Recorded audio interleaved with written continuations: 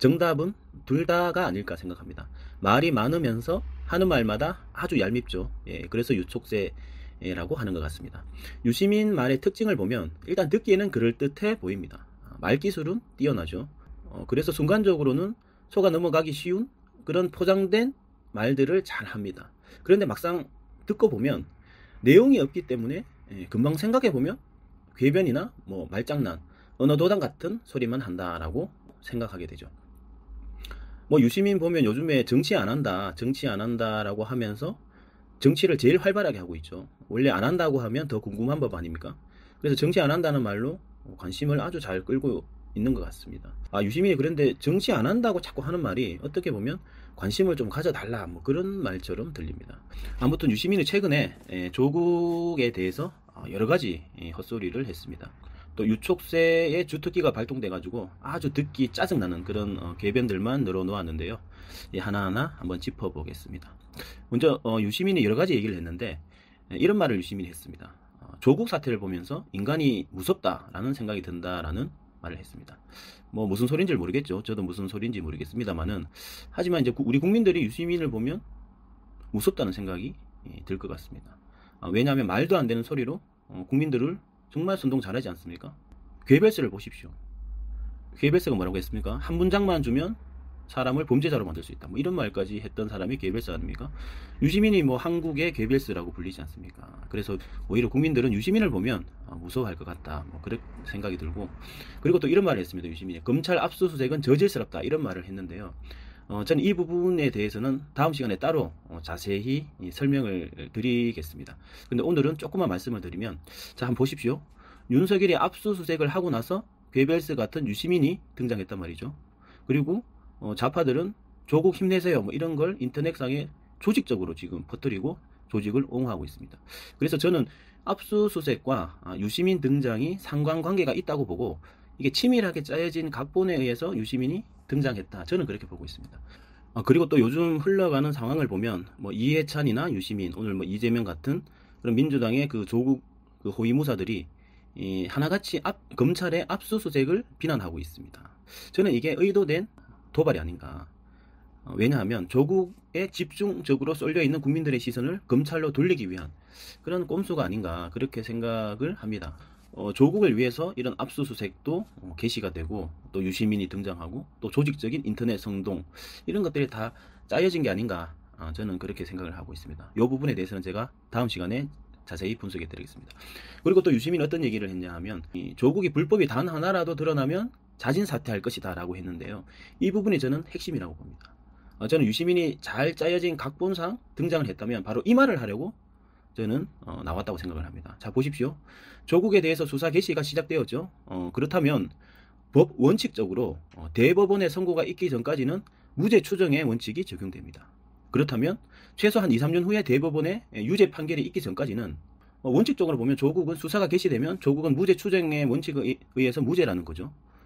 최종 판결이 있기 전까지는 조국은 나는 무죄다라고 주장할 수 있게 되는 겁니다. 그래서 저는 윤석열이 수사를 개시했다라고 보고, 이제 조국에 대한 수사가 개시된 이상 무죄 추정의 원칙이 적용되죠. 그런데 이 상황에서 느닷없이 유시민이 나타나서 불법이 단 하나라도 드러나면 자진 사퇴할 것이다, 뭐 이런 말을 했는데 정말 말장난 같은 속임수입니다. 수사를 해서 최소 기소도 하지 않았는데 불법이라고 단정 지을 방법이 없습니다. 그냥 정치 공세 정도는 할 수 있겠지만 법적으로 이게 명확한 불법이다라고 하려면 판결에 의해서 가능하지 않습니까? 그런데 불법이 드러나면 자진 사퇴한다? 애초에 불가능한 소리로 국민들의 귀를 홀리고 있는 겁니다. 저는 이 말을 하려고 유시민이 나타났다라고 생각하고, 문제가 뭐냐면 정말 먹고 살기 바쁜 우리 국민들은 또 저런 유시민의 말장난에 속아서 조국이 그 정도로 깨끗한가? 라고 착각을 일으킬 수 있다는 겁니다.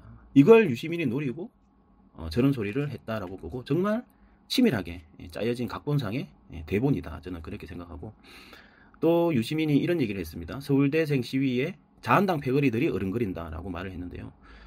이 말은 대학생 시위를 관변단체 내지 정치 끈앞풀 시위로 프레임을 씌워서 힘을 빼겠다는 것이죠.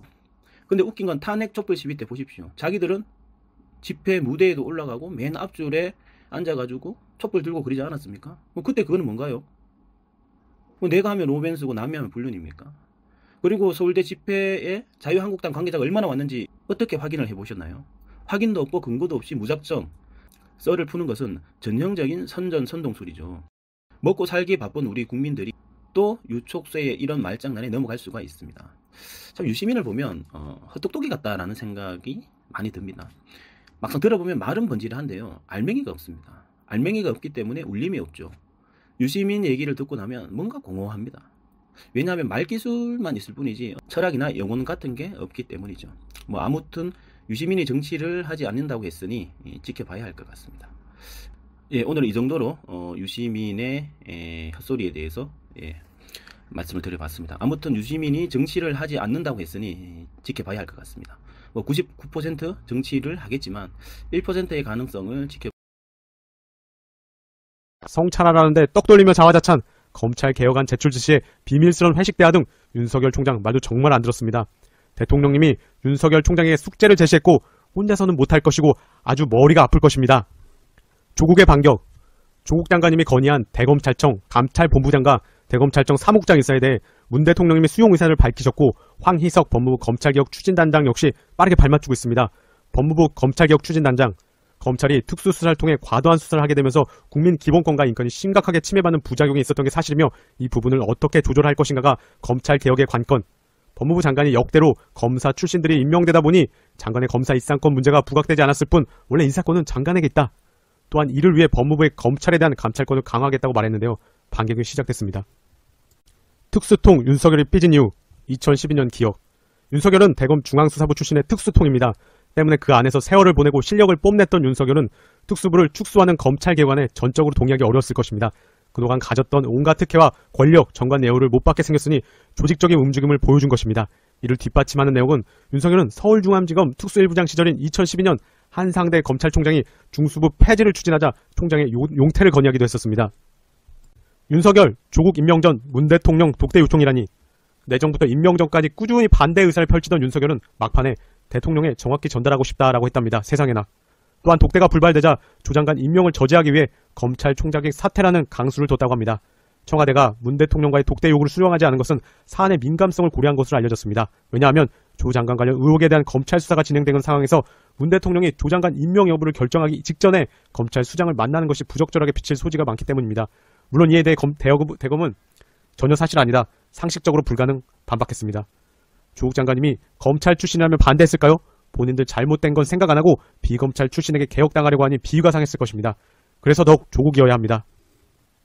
없앤다던 검사장급 검사 전용차 여전히 37대. 검찰은 자체 개헌안으로 발표했던 검사장급 검사들에 대한 전용 차량 제공 폐지 방침을 준수하지 않은 것으로 드러났는데요. 검찰은 총장 외에도 대검 주요 간부, 각급 검찰청의 검사장 등에게 총 38대의 전용 차량과 운전사를 배정했습니다. 총장 차량 제외하고 37대는 규정의 사용인 것입니다. 검찰은 자체 개선안을 통해 장관과 차관, 검찰총장 등을 제외한 전용 차량 제공을 폐지하겠다고 밝혔지만 여전히 운행 중이고 검찰 스스로에게 맡기면 이렇게 됩니다. 알만합니다. 대검 주요 간부 등 검사장급 검사들을 차관급 공무원으로 볼 수 있는 법률적 근거는 부족하지만 검찰은 이들을 차관급으로 보고 차량과 운전사를 제공해 왔습니다. 이런 특권들 하나하나 쌓여서 이렇게 지금의 기고만장한 검찰을 만든 것입니다. 아직도 조선시대 영감으로 불리며 폼 잡고 전용차 타고 다녔을 텐데 이것도 없애야 할 것입니다. 뜬금없이 나온 안철수 3가지 예언. 대통령님의 지시와 조국 장관님의 검찰개혁 드라이브가 척척 진행되는 찰나에 2017년에 안철수의 예언이 뜬금포로 올라오고 있었습니다. 바로 이게 물타기죠. 반대 세력들 타이밍 철저합니다. 그 예언이라는 것을 잠시 보면 첫째로 국민들이 반으로 나뉘어서 분열되고 사생결단을 내는 등 5년 내내 싸우게 될 것. 자기를 지지하지 않는 국민을 적폐로 들리고. 둘째로 무능하고 부패한 정권이 될 것이다. 개파 세력은 끼리끼리 나눠먹는다. 유능한 사람이 많은데 개파 세력은 줄 잘 서고 말을 잘 듣는 사람만 쓴다. 셋째로 4차 산업혁명에 대한 개념이 없는 사람이 옛날 사고방식으로 국정 운영을 하게 되면 대한민국은 전 세계에서 가장 뒤처지는 나라가 될 수밖에 없다. 들어보면 누구나 할 수 있는 말입니다. 근데 그걸 예언이라고 포장을 합니다. 그냥 내가 갑철수입니까? 이 말에 접은 사람이 대부분인 걸 알아야 할 것입니다. 나경원은 또 물타기 반복. 조국 사태 이후 국회 쇄신안으로 거론된 국회의원 자녀 입시 비리 전수조사도 기대했던 분들이 많았습니다. 역시나입니다. 나경원, 조국에 대한 국정조사와 특검에 대해 답하지 않으며 의원 자녀 전수조사를 운운하는 것은 여당의 명백한 물타기다. 더 이상 물타기하거나 시선을 돌리려 장사하지 말고 특검과 국조에 대해 답하라. 누구나 예측 가능한 나경원의 물타기 수순입니다. 조건료라는 애칭도 붙었다고 하는데요. 대의에는 말로는 항상 동의한다고 하면서 막상 실행에는 꼭 불가능한 전제 조건을 붙여 그 조건이 달성된다면 하면서 회피한다고 합니다. 모든 일에 전제 조건을 달며 빠져나가고 국민이 비판하면 고소미 남발, 기자에게도 5천만 원 고소, 특권 특혜 대물림에서 자유롭지 못한 의원들에게 애초부터 의지가 없었던 게 아닌가 싶습니다. 홍정욱 딸은 기각. 이 와중에 홍정욱 딸은 기각됐습니다. 대한민국에서 제일 무서운 것은 표창장입니다. 호환 마마보다, 음주 뺑소니보다, 대학교 가짜 수료나 가짜 박사 사칭으로 총장이 되는 것보다 대한민국에서 제일 무서운 것은 표창장입니다. 집에 표창장이 있다면 어서 소각들 하시기 바랍니다. 그런데 야권에서 홍정욱을 차기 주자로 솔솔 바람을 놓던 분들이 많았는데 이렇게 자유한국당 의원이었던 7막 7장의 민낯이 드러났습니다. 그럼 정리해보겠습니다. 검찰은 대통령의 지시를 즉각 이행해야 할 것입니다. 대검이 어제 대통령의 지시사항을 찬찬히 검토하겠다고 대답한 것은 매우 부적절하고 윤석열 총장이 즉각 직접 대답해야 할 것입니다. 부적절한 행동을 한 검찰은 내통을 자행했던 정치검사가 있다면 색출에 책임을 묻는 것이 첫 걸음이 될 것입니다. 특히 우리가 알아서 하겠다는 식의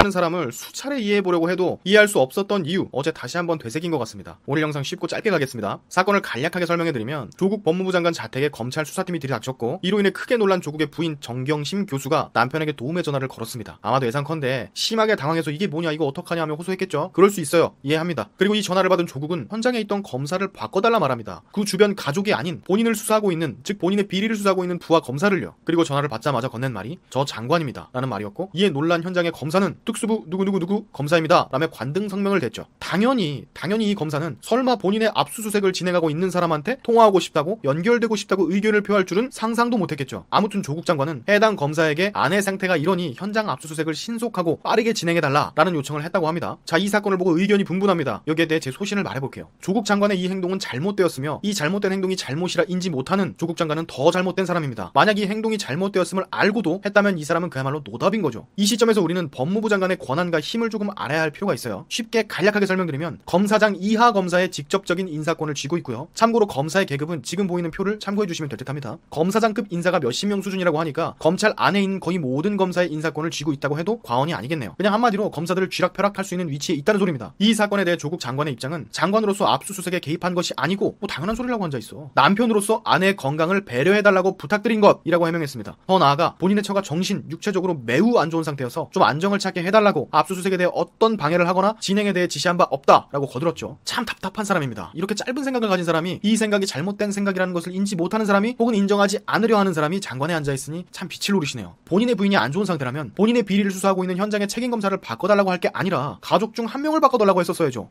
딸이면 딸, 아들이면 아들 바꿔서 엄마 잘 안정시켜드려라 라고 했었어야죠. 집에 부인 혼자 있었다면 빨리 아들, 딸 혹은 친인척한테 전화를 해서 집으로 빠르게 가달라, 아내를 좀 봐달라 라고 했었어야죠. 안 그렇습니까 여러분? 이 사람은 본인이 어떠한 위치에 있는지 망각하고 있는 사람입니다. 일반인이라면 당연히 이래도 되죠. 근데 한 나라의 장관입니다. 그것도 법을 총괄하는 법의 수장, 검찰총장보다 높은 위치에 있는 법계의 대장이라고요. 게다가 비리 의심을 받아 부하들에게 수많은 수사를 받고 있는 장관입니다. 그런데 이렇게 생각 없는 행동을 하다니. 그리고 본인이 수사에 어떠한 개입도 하지 않았고 외압도 넣지 않았다고 수차례 언급하고 있는데, 아니 이 양반아, 전화를 바꿔달라고 한 그 자체가 그 사람들한테는 외압입니다. 그렇게 느껴진다고요. 그 자체로서 수사에 압력을 가한 겁니다. 대장을 수사하고 있는 부하에게 대장이 직접 통화하며 신속하게 하라고 말하는데 거기서 움찔하지 않을 사람이 그 누가 있겠습니까? 결과적으로 수사 살살 하라고 한 거예요. 수사 외압이 이 사건의 핵심이며 본질입니다. 그 이유가 뭐가 되었든 건강이 좋지 않은 아내의 핑계를 대든 의도가 불순하지 않았을 수도 있겠지만 결과적으로 압력이 가해졌다는 겁니다. 박지원마저 큰 실수라고 말하고 이낙연 총리마저 부적절한 행동이었다고 비판을 했어요. 물론 바로 다음날 퇴사 전환을 했지만 같은 진영 사람들한테 한 소리 들었겠죠?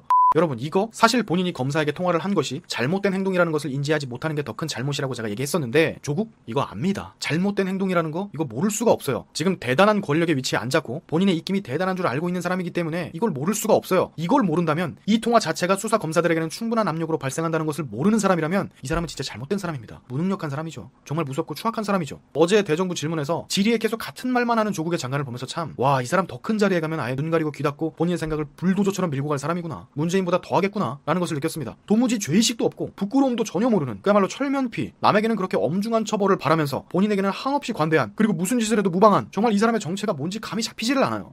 내일은 또 어떤 조국 뉴스가 터질까 참으로 기대됩니다. 자, 오늘의 샤인투비 여기까지고요. 다음에 더 알찬 내용으로 찾아뵙겠습니다.